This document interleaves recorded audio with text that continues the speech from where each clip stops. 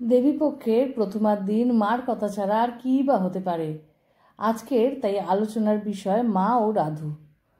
স্বামী ঈশানানন্দ মহারাজের মাতৃ সান্নিধ্য থেকে কিছুটা অংশ তোমাদের জন্য রইল। 1347 সালের ভাদ্র মাস শ্রী শ্রী মায়ের পরম আদরের রাধু জয়রামবাটিতে মায়ের ব্যবহৃত ঘরখানিতেই বাস করিতেছে। কিছুদিন হইল ম্যালেরিয়া জ্বরে ভুগাইয়া ভুগাইয়া খুবই অসুস্থ হইয়া রাধু কলকাতা নিবেদিতা স্কুল বাড়িতে আসিয়াছে। স্বামী আত্মবোধানন্দজি ডাক্তার দেখাইলে তাহারা টিবি সন্দেহ করিলেন। কাশী রামকৃষ্ণ মিশন সেবাশ্রমের স্বামী আত্মপ্রকাশানন্দজি অর্থাৎ প্রিয় মহারাজ উহা জানাইলে তিনি তৎক্ষণাৎ সেবাশ্রমের নিকটেই একটি বাড়ির দোতলাটি ভাড়া লইয়া রাধুকে পাঠাইবার জন্য তার করিলেন।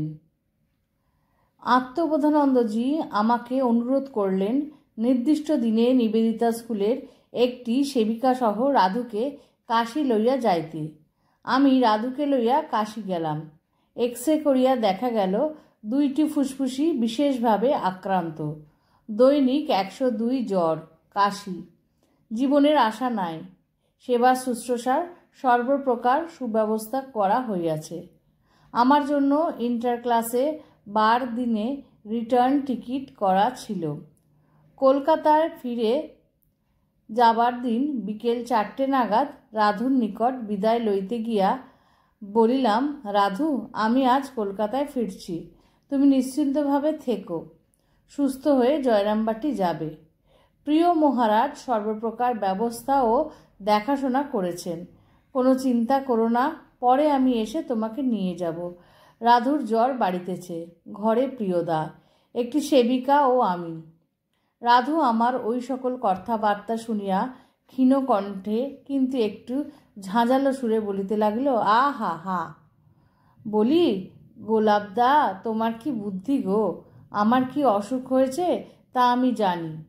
তোমরা যতই গোপন করো না কেন, আমার যক্ষা হয়েছে। এই রোগে বুঝি আর কেউ বাঁচে নাকি? তাই তুমি বলছো ভালো হয়ে জয়রামবাটি যাবি? আমি বললাম, রাধু, ওসব কেন চিন্তা করছো? প্রিয়দা সব রকম চিকিৎসা সেবা শুশ্রূষার ব্যবস্থা করেছেন।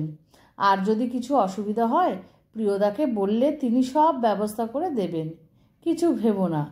রাধু বলিয়া উঠল, গোপালদা, সে কথা বলছি না, তুমি সব জেনে শুনে বাজে কথা বলছো।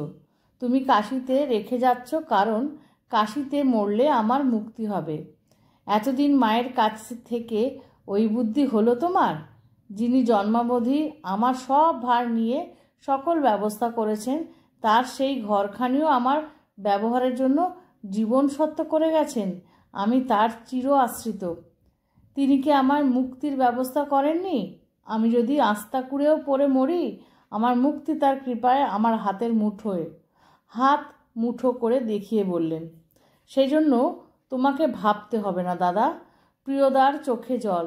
আমি নীরবে মাথা নিচু করিয়া কিছুক্ষণ দাঁড়িয়ে রহিলুম। রাধু বলিতে লাগিল, আমার মৃত্যুর যে স্থান মা ব্যবস্থা করে গেছেন সেখানেই মরব, তোমাদের ভাবতে হবে না। রাধুর সেই দৃঢ় বিশ্বাসে দৃপ্ত ঘোষণা আজও আমার কানে ধ্বনিত হইতেছে। সকলের অনুরোধে রাধু অল্প কিছুদিন কাশীতে থাকিয়া জয়রামবাটিতে ফিরিয়া গিয়া শ্রী শ্রী মায়ের নতুন বাড়িতে সেই ঘরখানিতেই সজ্ঞানে 40 বছর বয়সে শ্রী শ্রী মায়ের পাদপদ্ম চিন্তা করিতে করিতে 1347 সালে 1940 খ্রিস্টাব্দে 23শে নভেম্বর সকাল 9টায় শরীর ত্যাগ করে। ধন্য মা, ধন্য তোমার রাধু, বললেন ঈশানানন্দজি। জয় মহামায় কি জয়, জয় ভগবান শ্রী শ্রী রামকৃষ্ণ দেব কি জয়, জয় স্বামীজি মহারাজ কি জয়।